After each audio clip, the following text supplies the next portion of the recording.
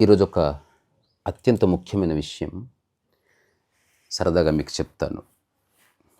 ఊరికే ఆలోచించుకోండి. మళ్ళీ చాలా కాలం తర్వాత ఏకాంతంగా నా గదిలో కూర్చొని ఒక విషయాన్ని చెప్తున్నాను. అదర్వైజ్ ఈ మధ్య కాలంలో చాలామంది రావడం, వాళ్ళతో సరదాగా మాట్లాడడం అది వేరే. బట్ నా ఒరిజినల్ వాయిస్ నేను ఏదైతే చెప్పాలనుకుంటున్నానో అది ప్రస్ఫుటంగా ఏకాంతంలో మౌనంలో చెప్పగలను. సో ఈరోజు కాంటెక్స్ట్ ఏమిటంటే ఒక చిన్న జీవన సూత్రం. తుపాకీలో నుంచి వచ్చిన తూట, నోట్లో నుంచి వచ్చిన మాట వెనక్కి తిరిగి తీసుకోలేమని. ఇది సత్యం. నా అబ్జర్వేషన్లో చాలామంది జీవితంలో ఎదుర్కొంటున్న రకరకాల సమస్యలకి మాటకి అవినాభావ సంబంధం. నోరు 2 పెద్ద సమస్యల్ని మనిషి క్రియేట్ చేస్తుంది. ఒకటి ఏది పడితే అది మాట్లాడుతుంది అన్కాన్షియస్గా, మరొకటి ఏది పడితే అది తింటుంది అన్కాన్షియస్గా. మాట వల్ల నీ చుట్టూ ప్రపంచం, నీ మానవ సంబంధాలు దెబ్బతింటాయి. నువ్వు తినడం వల్ల నీ శరీరం దెబ్బతింటుంది. అందుకని నోటిని అర్థం చేసుకుంటే ఆధ్యాత్మికతను అర్థం చేసుకున్నట్టే అని ఒకటి. సరే, తిండి అనేది నీ ఇష్టం. ఒకవేళ మరణిస్తే మరణిస్తావు, కానీ మాట అన్నది అత్యంత ఇంపార్టెంట్. సో ఈరోజు నేను చెప్పాలనుకుంటున్న అంశం, దాని యొక్క హృదయం ఏమిట్రా అంటే, మనసులో వచ్చే ప్రతి ఆలోచనని మాటగా మార్చకు అని. ఇది నేను నా దగ్గరకు వచ్చే చాలామందికి చెప్తాను, నేను ఆచరిస్తాను. నీ మనసులో నుంచి ఒక మాట వచ్చింది లేదా ఆలోచన వచ్చింది, దాన్ని నువ్వు మాటగా మార్చేవనుకో, దాని పర్యవసానాలు ఉంటాయి. నువ్వు తెలిసినా తెలియకపోయినా పర్యవసానం ఉంటుంది. నిన్ననే గౌరవ ముఖ్యమంత్రి రేవంత్ రెడ్డి గారు సరదాగా ఒక మాట అన్నాడు. దేశవ్యాప్తంగా ఒక దుమారం చెలరేగిందా లేదా? ఏమన్నాడు? మనకు 33 కోట్ల మంది దేవతలు ఉంటారు. తాగేవాడికి దేవుడు, చికెన్ తినేవాడికి దేవుడు, 2 భార్యలు ఉండేవాడికి ఒక దేవుడు, అట్లా ఏదో చెప్పాడు. Unconscious statement. అది సామరస్యాన్ని చెడగొట్టే మాట. ఎలాగో మాట వెనక్కి తీసుకోలేవు, మళ్ళీ మాటకి ఇంకొక మాట జత చేయవలసి ఉంటుంది. ఐఎమ్ సారీ అని బహిరంగ క్షమాపణ చెప్పాలి. అట్లాగే రాజమౌళి గారు ఏదో స్క్రీన్ ఆన్ కాకపోతే నాకు దేవుడి మీద నమ్మకం లేదన్నాడు. మాట అన్నది ఆలోచన యొక్క ఎక్స్ప్రెషన్గా ఉండకుండా సహృదయత, సామరస్యం, దాంతోపాటు నీ మౌనానికి, నీ జీవన విధానానికి ప్రత్యేకగా ఉండాలి. ఇప్పుడు రమణ మహర్షి నుంచి వచ్చిన ఏ మాట కూడా ఎవరు తప్పుపట్టే అవకాశం లేదు. ఆ మాట అర్థం కాకపోవచ్చు, దాని యొక్క లోతుని అర్థం చేసుకునే స్థితి మానవ సమాజానికి ఉండకపోవచ్చు, బట్ హర్ట్ అవ్వడం ఏమి ఉండదు. జ్ఞానం అంటే సామరస్యమే. అందుకే మనసులో వచ్చే ఆలోచనల్ని మాటలుగా మార్చకు అన్నది ఒక జీవన సూత్రం, అత్యంత ముఖ్యమైన జీవన సూత్రం. ఇది మనకు జ్ఞానాన్ని, సంయమనాన్ని, సామరస్యాన్ని మనకు గుర్తు చేస్తుంది. ఒకసారి దీన్ని వివరంగా చూద్దాం. అసలు ఏమిటిది? నువ్వు దాన్ని చూస్తావు. నీ మనసులో ఆల్రెడీ చాలా సమాచారం ఉంది, నీ బ్రెయిన్లో చాలా సమాచారం ఉంది. నువ్వు ఒకదాన్ని తాకుతావు, ఒకదాన్ని రుచి చూస్తావు, ఎవరినో చూస్తావు, నీ మనసులో రకరకాల ధారణలు ఉన్నాయి. వెంటనే మాట్లాడుతూ ఉంటావు, ఒక కోతిలాగా మాట్లాడుతూ ఉంటావు. ఏది చూస్తే అది మాటగా మారుస్తూ ఉంటావు. బిల్డింగ్ కనిపిస్తే బిల్డింగు, మనిషి కనిపిస్తే మనిషి, ఎవరో డ్రెస్ కనిపిస్తే దాని మీద ఒక వ్యాఖ్య, తిండి తింటే దాని మీద ఒక వ్యాఖ్య, పక్కవాడి మీద ఒక వ్యాఖ్య, అందరి మీద అభిప్రాయాలు, అభిప్రాయాల ద్వారా వచ్చే ఆలోచనల్ని మళ్ళీ తిరిగి మాటగా మార్చడము, తిరిగి వాళ్ళు ఏదనంటే మరొక మాట చెప్పడం, ఒక అంతులేని అచేతనమైనటువంటి ఒక పరంపర ఎస్టాబ్లిష్ అవుతుంది. దీనికి దూరంగా ఉండాలి ఖచ్చితంగా. సో మన మనసులో ఎన్నో ఆలోచనలు వస్తుంటాయి. అందులో కొన్ని మంచి ఉన్నాయి, కొన్ని చెడ్డ ఉన్నాయి, కొన్ని భావోద్వేగాలతో నిండిన ఉన్నాయి, కొన్ని తాత్కాలికమైన ఉన్నాయి. ఇవన్నీ వెంటనే మాటగా మార్చావనుకో, అది మనకు ఖచ్చితంగా హాని కలుగజేస్తుంది. నా జీవితంలో, ఈ చిన్న జీవితంలో కొన్ని వందల జీవితాలు చూశాను. చాలా క్లోజ్గా నేను నా 7-8 తరగతి చదువుతున్న రోజుల నుంచి నాకెందుకో ఈ స్ఫురణ ఏర్పడ్డది. పెద్ద పెద్ద గొడవలకు కారణం ఆర్థిక సమస్యలు, ఇంకేదో కాదు. ఆ సమస్యలని సాల్వ్ చేసుకునే ప్రయత్నంలో ఆ మనిషి మాట్లాడే మాటల వల్ల ఎదుటి వ్యక్తి గాయపడుతున్నాడు. మళ్ళీ తిరిగి ఆ ఎదుటి వ్యక్తి మాట్లాడటం వల్ల ఈ వ్యక్తి గాయపడుతున్నాడు. అన్కాన్షియస్గా రకరకాల మాటలు అనుకుంటారు, బూతులు అనుకుంటారు, తిట్టుకుంటారు, ఇన్సల్ట్ చేసుకుంటారు, కించపరుచుకుంటారు. ఒక వ్యక్తి చెప్తే వినే సామర్థ్యం ఉండదు. వాళ్ళంతకు వాళ్ళు ఆలోచించుకోలేరు. మరి ఎట్లా? అందుకే మన పెద్దలు చెప్తారు, ఆచితూచి మాట్లాడండి రా బాబు, కాస్త ఆలోచించి మాట్లాడు. జార్జ్ గుర్జీఫ్ అనే ఒక రష్యన్ మిస్టిక్ తన శిష్యులతో చెప్పేవాడు. ఆ సలహా తాను యవ్వనంలో ఉన్నప్పుడు తన తండ్రి గారు ఇచ్చిందే. ఏమిటది?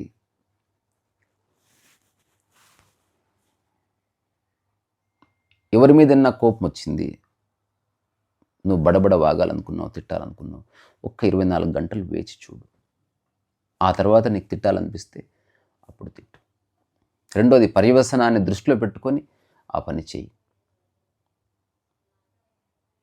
బికాస్ యాక్షన్కి రియాక్షన్ తప్పకుండా ఉంటుంది. అందుకే ఆలోచించి మాట్లాడాలి. ఇక ఆధ్యాత్మిక అవగాహనలో నుంచి కనుక చూస్తే, మనసులో వచ్చే ప్రతి ఆలోచన, మన మనసులో వచ్చే ప్రతి ఆలోచన నిజమైంది కానీ కాదు. నేను ఒక ఎలాబరేట్గా ఈ విషయం గురించి మాట్లాడుతూనే ఉన్నాను. జీవితకాలం మాట్లాడతాను. ఆధ్యాత్మికత, ఆత్మజ్ఞానము, జ్ఞానోదయం తర్వాత ముందు మాటలో స్పష్టత రాని. నీ మనసులో వచ్చే అన్ని ఆలోచనల్ని మాటలుగా మార్చొద్దు.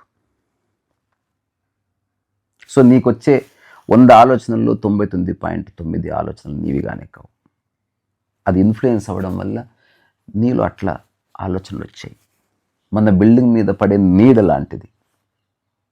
ఆకాశంలో ఎగిరే పక్షి నీడ పడుతుంది, ఇంటి పక్కన ఉన్న చెట్టు నీడ పడుతుంది, అక్కడి నుంచి ఒక మనిషి వెళ్తే ఆ మనిషి నీడ పడుతుంది. సో అందుకని ఆలోచించి మాట్లాడు. Think twice before you utter a word. So మన మనసులో వచ్చే ప్రతి ఆలోచన నిజమైంది కాదు. కొన్ని కోపంలో వస్తాయి, కొన్ని ఈర్ష్యలో వస్తాయి, కొన్ని ద్వేషంలో వస్తాయి, కొన్ని భయంలో వస్తాయి, కొన్ని ప్రీకన్సీవ్డ్ నోషన్స్ ద్వారా వస్తాయి, కొన్ని మనకున్న దురవగాహన నుంచి వస్తాయి. అవన్నీ మాటలుగా మారిస్తే మానవ సంబంధాలు చెడిపోతాయి. ఫర్ ఎగ్జాంపుల్, ఒక స్నేహితుడి గురించి మన మనసులో ఒక చెడు ఆలోచన వచ్చిందనుకోండి, అది మాటగా చెప్పేస్తే అనవసరంగా గొడవలు వస్తాయి. మనం ఏం చేస్తాం? ఆ వ్యక్తికి చెప్పకుండా వేరే వ్యక్తికి చెప్తాం. మాట ద్వారా ఆ వ్యక్తి తన మాటను ఉపయోగించి ఇంకో వ్యక్తికి ఇంకొక విధంగా చెప్పాడు. అప్పుడు నువ్వు అంటావు, నేను అట్లా చెప్పలేదని, నువ్వు అట్లాగే చెప్పావని. అట్లా మాట అన్నది ఒక విషపు వృక్షంలాగా మారిపోతుంది.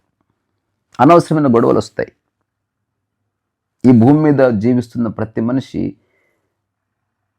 రూఢిగా ఒక్క విషయాన్ని తెలుసుకున్నాడు, తన జన్మ తీసుకున్నది హాయిగా ఉండటానికి.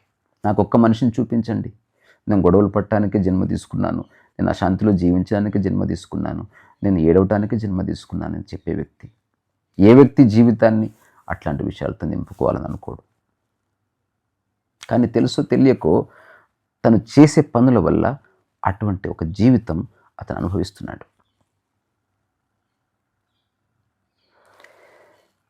సో ఎక్కడన్నా పని చేసే చోట మన కొలీగ్స్ గురించి, మన బాస్ గురించి మనం తెలుసో తెలియ ఒక మాట మాట్లాడితే, అది వెళ్ళి వాళ్ళకి చెప్తే ఉద్యోగం పోయే ప్రమాదం ఉంది. అట్లాంటి సంఘటనలు నేను ఎన్నో చూశాను.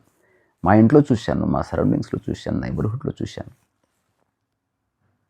కానీ నాకు ఓవరాల్గా అర్థమైంది, మనిషికి అర్థం చేసుకునే సామర్థ్యం లేదు. ఇప్పుడు నేను చెప్పే విషయం కూడా 100లో ఒక్కరు అర్థం చేసుకున్నా చాలా గొప్ప విషయం.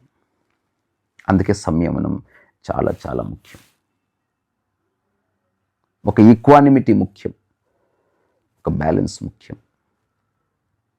మనకు పురాణాల్లో ఈ విషయాలు చాలా చెప్పబడి ఉన్నాయి.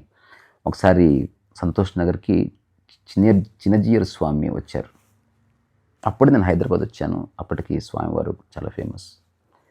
సరే, వ్యక్తిగతంగా ఎవరేమిటి, వాళ్ళ సిద్ధాంతం ఏమిటి అది పక్కన పెడితే, ఆ రోజు ఒక పెద్ద సభ జరిగింది. ఆ వీధంతా కాషాయ రంగుతో నిండిపోయింది. చాలామంది భక్తులు తండోపతండాలుగా వచ్చారు తన వాణి వినడానికి. సో అప్పుడు హనుమాన్ జయంతి. సో హనుమాన్ జయంతి గురించి ఆయన ఒక ప్రసంగం చేస్తూ చెప్పిన మాట నాకు ఇప్పుడే గుర్తుండిపోయింది. ఈ భూమి మీద మొట్టమొదటి కమ్యూనికేషన్ స్కిల్ ఎక్స్పర్ట్ ఎవరు అంటే హనుమంతుడు అని చెప్పాడు. అసలు హనుమంతుడు అనే దానికి అర్థం ఏమిటి? హనువు అంటే దవడ అని. సో హనుమంతుడు అంటే మంచి దవడలు కలవాడు అని. మంచి దవడలు కలవాడు అంటే మంచిగా మాట్లాడేవాడు అని. దానికి ఒక ఎగ్జాంపుల్ చెప్పాడు. సీతమ్మ వారిని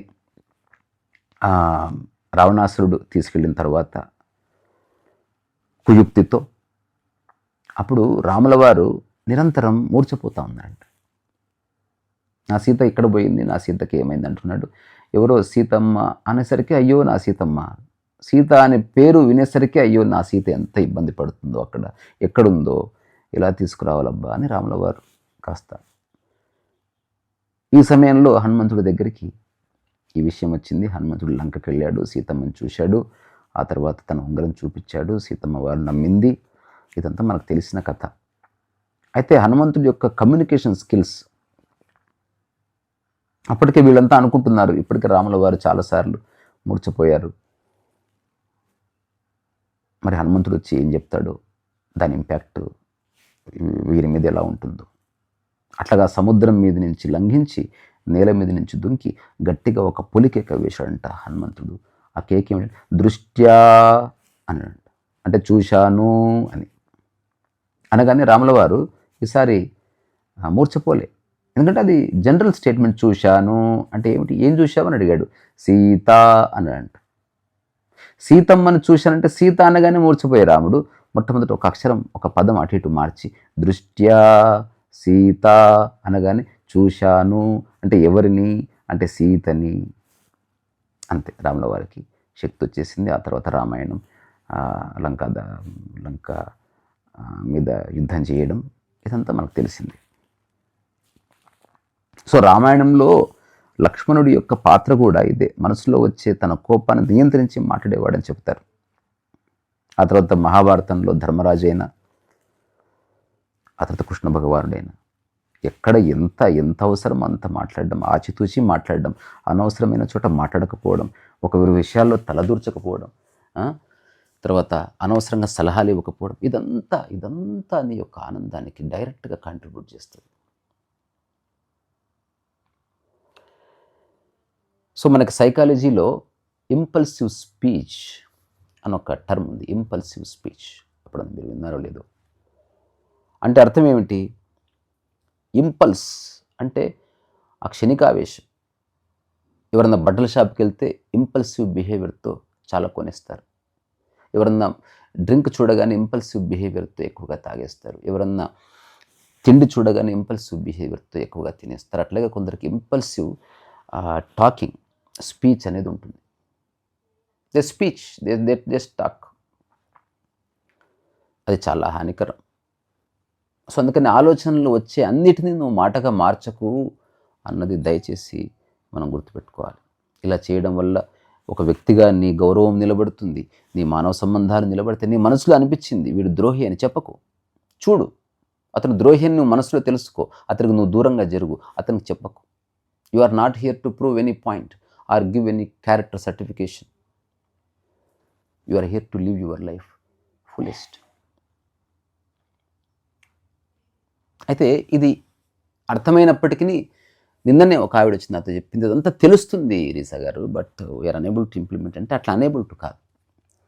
సర్జరీ చేయించుకోవాలి అనుకున్నప్పుడు పొట్ట కోస్తారన్న విషయాన్ని కూడా తెలుసుకోవాలి, నొప్పి అవుతుంది. అట్లాగే ఏదైనా ఒక విషయాన్ని మనం ఆచరణాత్మకంగా అనుభవంలోకి తెచ్చుకోవాలి అని మనం అనుకుంటే ఖచ్చితంగా దానికోసం కొంత ప్రిపేర్ అయ్యి కొద్ది రోజులు దాన్ని తూచ తప్పకుండా అమలు చేయాలి. ఎట్లా అమలు చేయాలి? ఏదైనా ఆలోచన వచ్చినప్పుడు ఒక వ్యక్తి గురించి లేదా ఒక వస్తువు గురించి కాసేపు ఆగండి. ఇది అవసరమా చెప్పడం? నేను అనే మాట వల్ల ఒకరికి బాధ అవుతుందా అని ఆలోచించండి. ఇంకా ఒక ముఖ్యమైన సూచన ఏమిటి? సలహా కాదు, సూచన. నేను ఎవరికి సలహాలు ఇయ్యను. నీకు వచ్చే ఆలోచనలన్నీ ఒక పుస్తకంగా రాయి, తెలుస్తుంది నీ మనసులో ఎంత చెత్త ఉందో. సో మాటలు బాణం లాంటిది, ఒక్కసారి వదిలేస్తే తిరిగి రావు మిత్రులారా. అందుకని మనసులో వచ్చే ప్రతి ఆలోచనని నువ్వు మాటగా మార్చకు.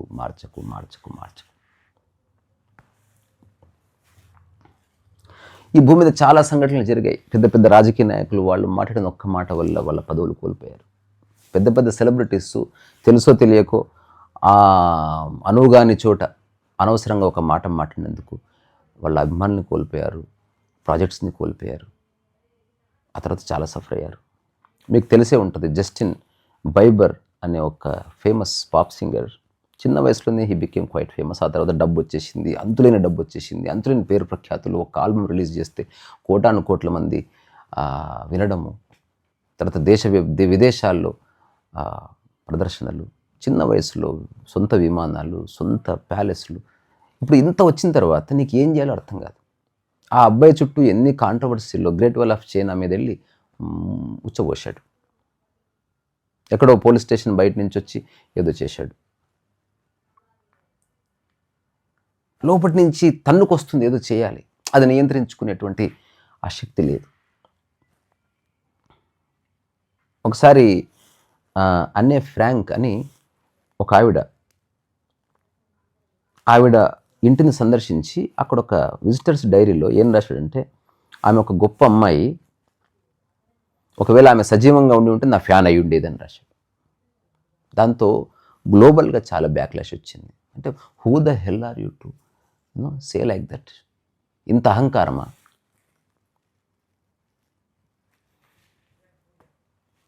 సో చాలామంది ఇట్లా అన్కాన్షియస్గా మాట్లాడి చాలా చాలా చాలా ఇబ్బందులు పడతారు. అందుకని ఈ విషయాన్ని అర్థం చేసుకొని తీరాలి. సో దీనికి చిన్న టెక్నిక్స్ ఉన్నాయి, మీరు ఇంటర్నెట్లో కొట్టినా వస్తాయి.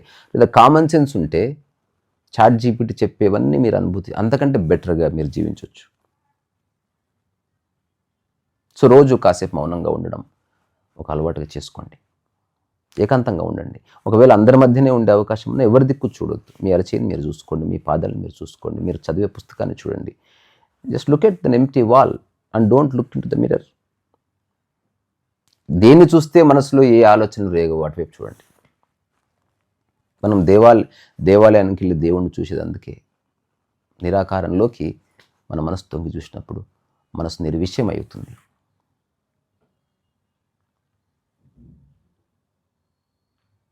సో మీకు మాట్లాడాలనిపించిన ప్రతి ఆలోచన ఒకసారి డైలీ రాయండి, ఇంతకుముందు చెప్పినట్టు. అప్పుడు మీ యొక్క ఎమోషన్ బయటకు వస్తుంది. ఒక ఓల్డ్ పర్సనాలిటీ డెవలప్మెంట్ టెక్నిక్ కూడా ఉంది. ఎవరి మీద కోపం వచ్చినప్పుడు ఆ వ్యక్తి ఆ ఫోటో మీద వాళ్ళని తిట్టాలనుకున్న వాళ్ళని తిట్టేసి దాన్ని కాల్ చేసేవాళ్ళు. నా దగ్గరకు ఒక కుటుంబం వస్తూ ఉంటుంది. వాళ్ళు ఎప్పుడు ఒకరి గురించి ఒకరు చెప్పుకుంటూ ఉంటారు. Only complaints. ఒక్క మంచి విషయం లేదా అని అడుగుతాను నేను. ఈ మధ్య మంచి విషయాలు కూడా చెప్తున్నారు. చేంజ్ స్టార్ట్ అయింది. నువ్వు ఎస్కేప్ అవ్వద్దు. నేను ధ్యానం చేస్తే సమస్యలు క్లియర్ అవుతాయి. ధ్యానం చేసినంత మాత్రాన నీ మాట తీరు మారదు. ధ్యానం చేసినంత మాత్రాన నీ ప్రవర్తన మారదు. జ్ఞానోదయం అంటే సమస్తం పట్ల అవగాహన కలిగిన స్థితి. ఆ సమస్తంలో నువ్వు ద్వేషించేవాడు ఉన్నాడు, ప్రేమించేవాడు ఉన్నాడు. వీలైతే కరెక్ట్ చేయి, లేదా వదిలేయి. అన్నిటికంటే ముఖ్యంగా ఎవరైనా చెప్పినప్పుడు వినడం కూడా నేర్చుకోవాలి. ఒక మంచి జ్ఞానోదయం యొక్క మొదటి స్టెప్ ఏమిట్రా అంటే, నువ్వు వినడం మొదలు పెడతావు. విట్ట శబ్దాలు, నిశ్శబ్దం యొక్క శబ్దం, ఒక మేఘం కదిలే శబ్దం, ఒక చీమ నడిచే శబ్దం. విను అండ్ డోంట్ రియాక్ట్. దాన్ని మళ్ళీ మాటగా మార్చకు, ఊరికే విను. Deep listening. అన్నిటికంటే ముఖ్యం, నువ్వు ఇలా అనడం వల్ల నెక్స్ట్ పరిణామం ఏమిటి? కుటుంబం నిలబడుతుందా, కూలుతుందా? ఇప్పుడే ఒక పెయింటింగ్ మీద రాశాను, నువ్వు మాట్లాడే మాట ఒక మనిషిని నిలబెట్టే ఇటుక కావాలి తప్ప కూల్చే గడ్డపార కాకూడదు అని ఆలోచించండి. నేను చెప్పానని కాదు, మీరే ఆలోచించండి. మీ చుట్టూ ఉన్న వాళ్ళతో గొడవ పడుతూ, ద్వేషిస్తూ, తప్పులించుతూ ఎంతకాలం బతుకుతారు? అంగీకరించండి. మాటల ద్వారా కాకుండా ఒక చిన్న స్లిప్ రాసి ఇవ్వండి. ఎమోషన్లెస్గా చెప్పండి, అరుస్తూ చెప్పకండి. ఏదైనా జరిగితే మర్చిపోయి క్షమాపణ చెప్పండి. ఈ చిన్న జీవితాన్ని ఆరోగ్యకరంగా, సామరస్యంగా, హుందాగా, అందంగా, హృదయంగా మార్చుకుందాం. ఇది సలహా కాదు, I have no interest to give any unsolicited advice to anybody. అది నా జీవన సారాంశమో కాదు, మూలము కాదు. ఒక పిట్ట కూసినట్టు ఈ మాధ్యమంతో కూస్తున్నానంతే. అకారణంగా పువ్వు పూస్తుంది, అట్లాగే అకారణంగా పిట్ట కూస్తుంది. ఇది అకారణమే. అందుకని మీరున్న చోటే హాయిగా ఉండండి, మాట్లాడండి. అనంతంగా మాట్లాడిన గొడవ కాకూడదు, ఎవరి మనసు చిన్నబిచ్చుకోకూడదు. ఒక గంభీరమైన విషయాన్ని చెప్పినప్పుడు గ్రౌండ్ ప్రిపేర్ చేసి చెప్పండి, పక్కకు పిలిచి చెప్పండి. వేరే వాళ్ళ ముందు మాట్లాడితే ఇన్సల్టింగ్గా ఫీల్ అవుతారు. నీ ఉద్దేశం ఎదుటి వ్యక్తిని మార్చడము, నువ్వు చెప్పాలనుకున్న చెప్పడమే తప్ప అతన్ని బాధ పెట్టడం అయి ఉండకూడదు. సో ఈ చిన్న చిన్న విషయాలు అర్థం చేసుకొని జీవితాన్ని సమగ్రంగా సమర్థవంతంగా జీవిస్తారని, ఉన్న చోటే హాయిగా ఉంటారని, మాటని ఒక ఆయుధంగా గుర్తించి, అందుకే ఈవెన్ రిలీజియస్ టెక్స్ట్లో కూడా ద వర్డ్ ఆఫ్ గాడ్ అంటారు. నేను మాట ఇస్తున్నాను అంటారు. మాట అంటే ఏమిటి? నీవే అది. నీ వాక్యే నీవుగా మారితే అప్పుడు జీవితం చాలా బాగుంటుంది. ఒకవేళ మాటల వల్ల సమస్య వస్తుంది, నియంత్రించుకోలేని నిర్ణయించుకుంటే జీవితకాలం మౌనంలో ఉండండి, కుటుంబం నిలబడుతుంది. ఏ మాట మాట్లాడితే కుటుంబానికి ఉపయోగపడుతుందో, మనిషిని నిలబెడుతుందో, ఒక మనిషిని ఆనందాన్ని ఇస్తుందో, మనిషిని ఆలోచింపజేస్తుందో అట్లాంటి మాటలు మాట్లాడాలి. బాధ పెట్టే మాటలు, ఇబ్బంది పెట్టే మాటలు, కించపరిచే మాటలు, ఇది ఆరోగ్యకర లక్షణం కాదు. సో ఇక్కడి నుంచే మీలో ఉన్న వాక్ శక్తికి నేను శిరస్సు వంచి నమస్కారం చేస్తున్నా. సాక్షాత్ సరస్వతి అది, శ్రీ సరస్వతి.